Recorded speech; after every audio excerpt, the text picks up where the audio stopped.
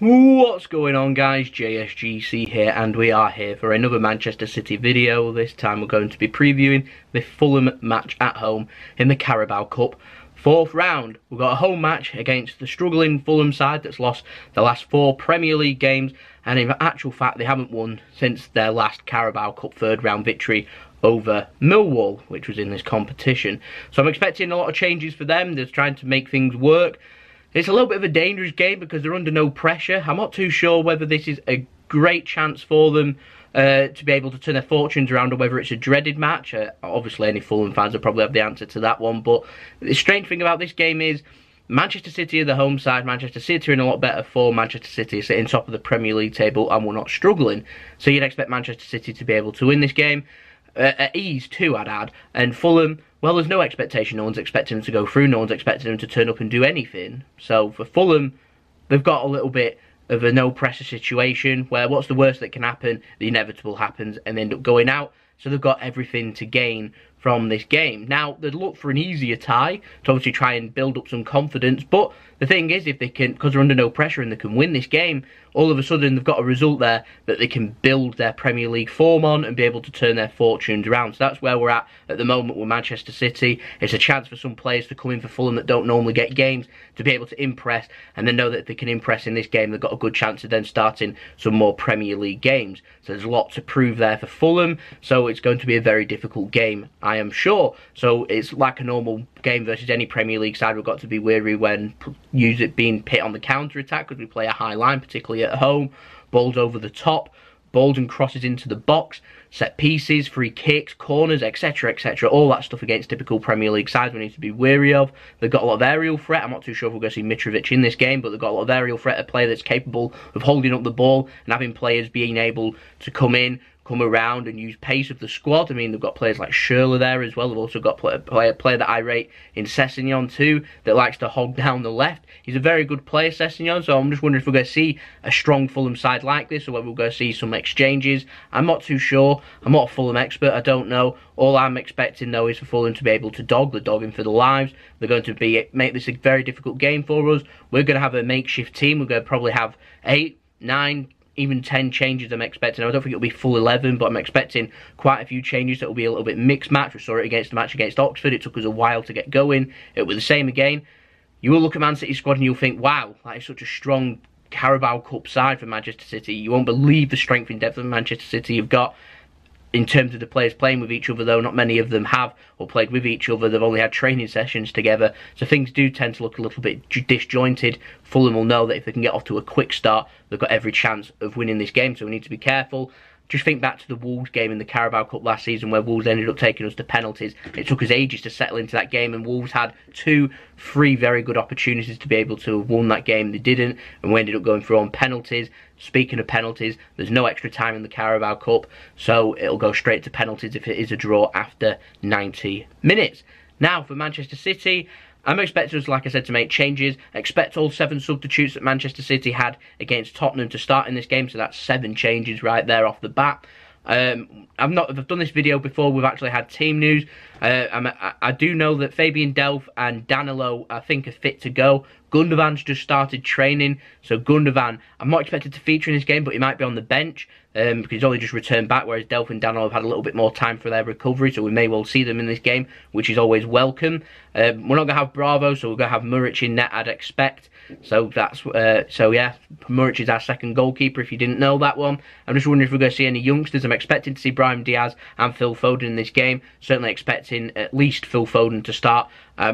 Diaz will probably start too, I reckon, probably out on one of the wings too. I'm just wondering if we're going to see other youngsters, or we're going to see players like Garcia, Humphrey, Claudio Gomez, Sandler, Bernabé. We're going to see these players. I know Humphrey and Bernabé played for Manchester City yesterday in the Checkatrade Trophy match versus Tranmere away, so I'm not too sure we're going to give them a couple of days of recovery before putting them onto the bench. I mean, stranger things have happened. I'm not too sure we're going to see them or not. You never know. In terms of score prediction, I have a feeling that if Man City can hit the ground running and we can settle into the game, we don't concede early on, we can make things happen. I'm going to go for a 3-0 Manchester City win. I'm going to pop up my team prediction now, and you can see just how strong Manchester City's team could and may well be. Going for Muric in net, the young, I want to say that he's Montenegro. He plays for Montenegro. I'm not too sure if he's from there. It's one of the two. He's not playing for the country where he's from, and I think he's playing for Montenegro, so I'm going to call him the Montenegro International. They've got I put Danilo at right back, Company and Otamendi.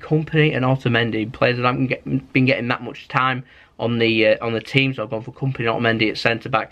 I've gone for Zinchenko. I don't know how fit Fabian Delph is. We could well see Fabian Delph at left back and possibly Zinchenko at defensive midfield. It might be the other way around. We might see Zinchenko at left back and Delph in defensive midfield. I just don't know how much of the fitness is there for Danilo and Zinchenko for them to be able to start this game or not, which is why I put John Stones in at defensive midfield, which means we'll see John Stones possibly rested for the game versus Southampton. Kevin De Bruyne and Phil Foden, that's a very strong midfield in my opinion. Kevin De Bruyne sitting right in there, one of the best midfielders in the world. He needs 90 minutes under his belt. He looked very I won't say dusty. He looks very rough, very edgy when coming on for Manchester City. He looks like he needs a lot of match preparation, and there's a perfect chance for him to go and get 90 minutes under his belt, which he'll feel a lot better about if he can compete for 90 minutes. So I've gone for him to start in this game. I'm expecting to see him in this game. If he's fit enough to be on the bench in a Premier League game, then he's certainly fit enough to be starting a Carabao Cup game at home.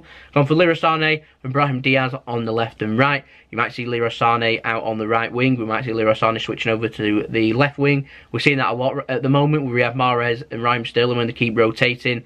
I'm expected to see a little bit more of that too. And gone for Gabriel Jesus up front. Brazil's striker, Brazil's forward, is in Manchester City's Carabao Cup squad. And that's a strong side. That's a lot of changes for Manchester City right there. I think that's from the last game is 10 changes. And I'm expecting Fernandinho to be given a rest. We might even see John Stones given a rest. It could well be 11 changes. I'm not expecting it. It'll be a strong side no matter what we do put out. We want to take this serious.